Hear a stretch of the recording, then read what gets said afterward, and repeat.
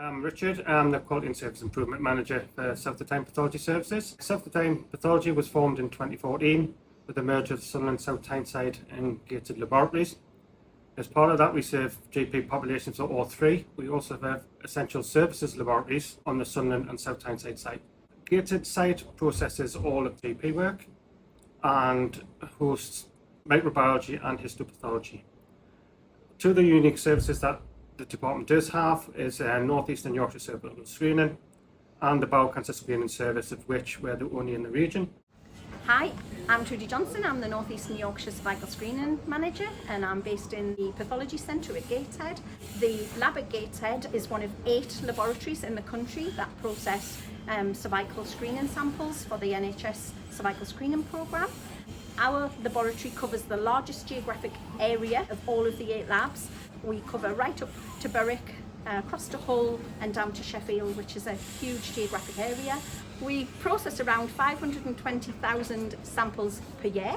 The first test we do on all of the samples is a primary HPV or human papillomavirus test. HPV is a very common virus and most patients will clear the virus without any ill effect. However, it's persistent infection with HPV that's most likely to cause disease.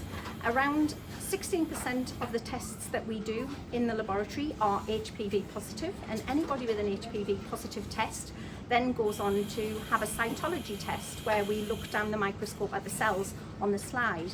Over 95% of the samples we receive in the department are requested electronically, and this enables us to look up the patient history before the patient's sample actually arrives in the laboratory, allowing us to assign a code to that sample so that if you have a negative history and you test negative for HPV, your sample will be received in the laboratory, tested, and the sample will be auto-authorised within the day of receipt.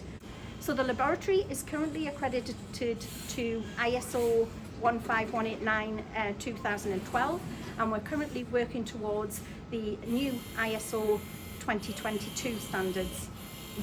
Overall, we have fantastic facilities, but the quality of the department is down to the staff, and we've got excellent staff who are dedicated to providing the best service we can and putting the patient at the centre of everything that we do.